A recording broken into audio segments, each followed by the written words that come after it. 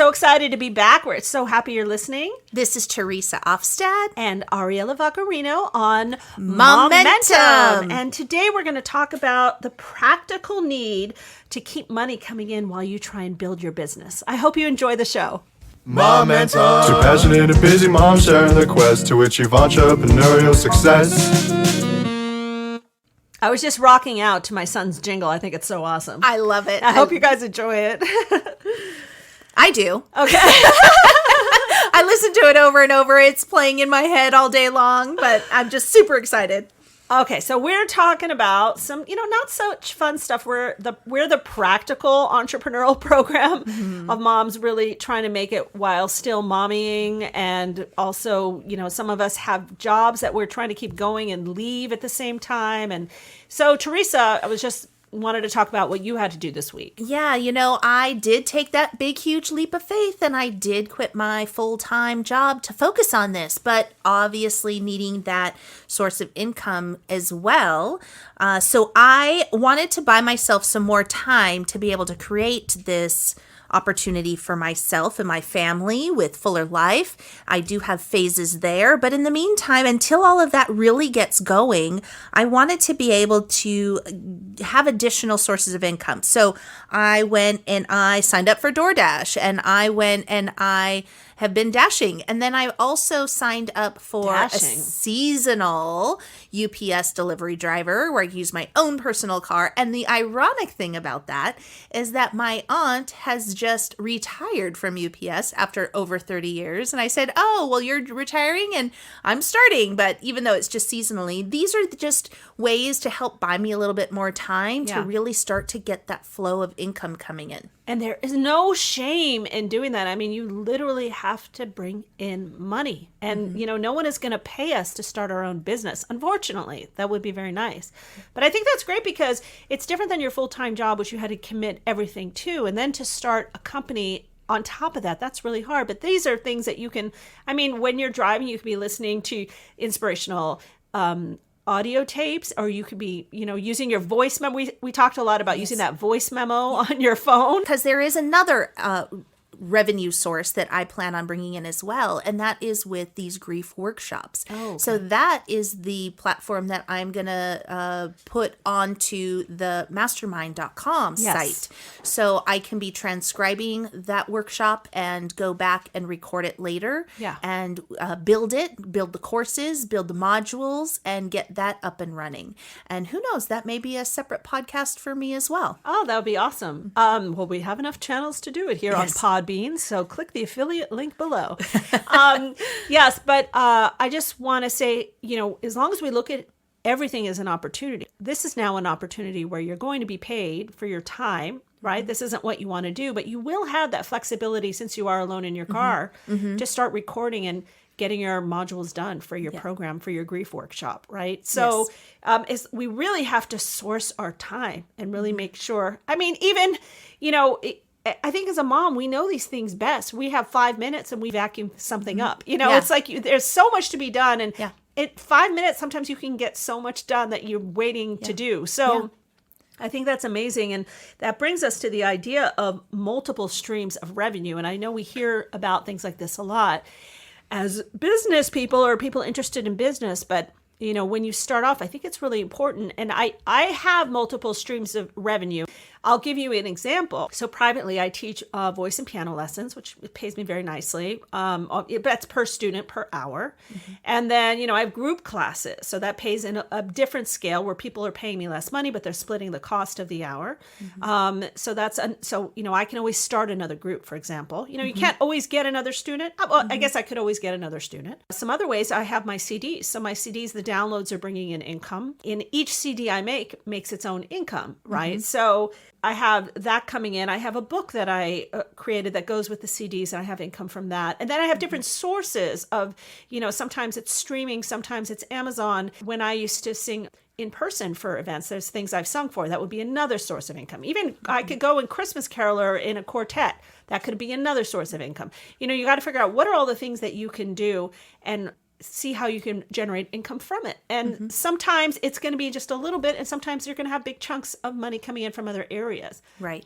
And I also want to add that part of my Fuller Life Foundation, I do have, as far as my sources of income, multiple sources of income, phase 1 is also being that resource for seniors to find a place to live. Well, I do currently have 3 clients that I'm working with, so there will be money coming in there as well. Right, you have 2 new ones this week, right? I have 2 new ones this week, yes, and one that I was working on previously. So once those are settled, there will be money coming in from that. But in the meantime, we still are working on that process. It does take time. It takes time to find the right place. It takes time for the client to tour and make the decision of which one is the best fit for their mom or dad or parent, whoever it is themselves that they're looking for. And then it takes time for them to actually physically move in. So there is a process, and it does take a little time before that money would start flowing back in.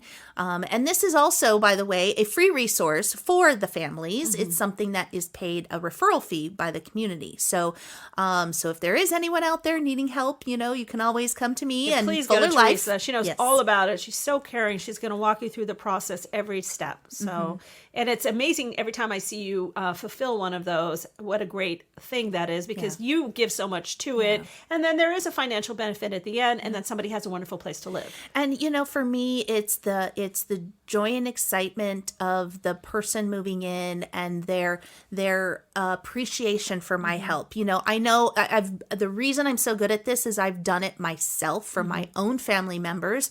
And when I did it, it was such a huge, oh my gosh, where do I start? Where do I go? What's the best one? And I had some help and resources that I went to at the time.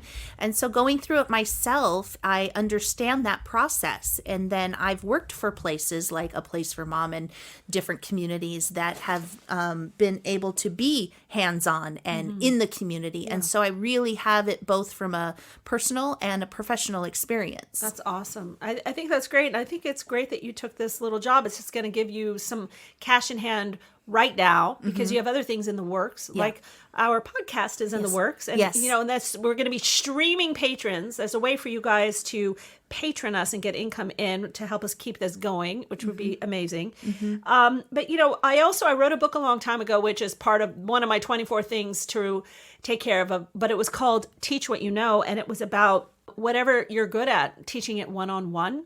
And I don't think if somebody's going after a business that they have time to be at another full-time job, but you do have time to take an hour student, right? So whether or not you're a good swimmer, you could be a swim instructor, you could teach basketball one-on-one. I teach voice and piano lessons. And the great thing about that is you have skill. It's like an hour-long commitment, usually pays pretty well because it's, one of these more intensive tutoring types of things, and you make your own schedule. So that's another idea for you guys out there. If there's something you're good at, maybe you're good at crafting, or you're a good cook and you could teach cooking lessons, or anything you're good at one-on-one, even tutoring.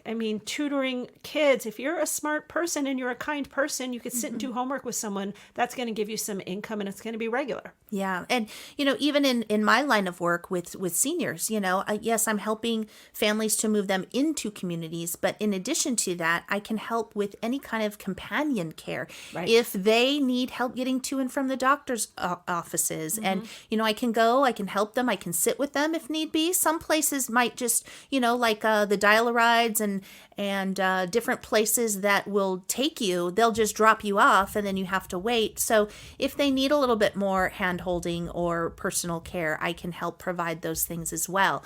So if they need, to run some errands, if they need to go to the grocery store, if they need, me to go for them or whatever it is, there's some supplemental help that I can provide that it can be an additional source of income. Right. So that's, for yourself, and we're always talking about these lists you have to make for yourself.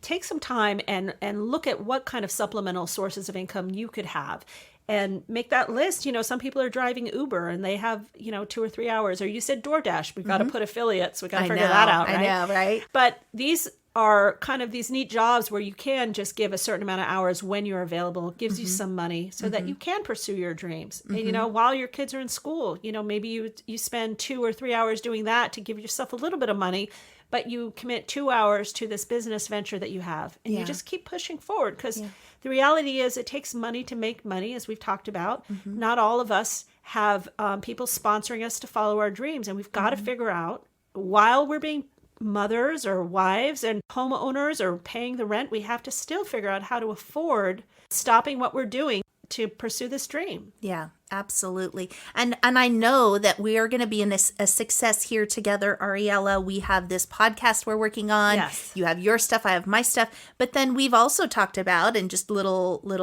nuggets that we're going to just drop right now is that. Oh my goodness. I know, right? Talk about it? We've been talking about trying to create a live virtual event. Yes. And so that is going to be really exciting to help our listeners go through what that process is going to look like. And then we can hear from the listeners live and take questions, and people can bounce ideas. And it's just going to be a format for other moms to get together who want to be doing something like this and create a support group. So we are going to put that together. Yes. We've said it, so now we have to do it. It's one of our dreams. Yeah. We would be just so happy fulfilling all of our dreams for Momentum and just, taking it all the way. So that's just going to be another of our baby steps. Yes, and there will be more details to come on that. Yeah, so sign up for our newsletter.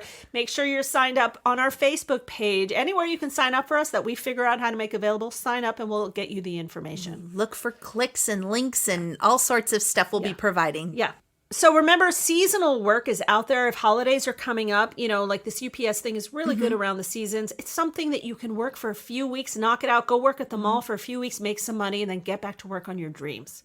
So have a great week, everybody, and tune in next time. Get those supplemental income lists made and go follow your dreams. Momentum. Two passionate and busy moms sharing their quest to achieve entrepreneurial success.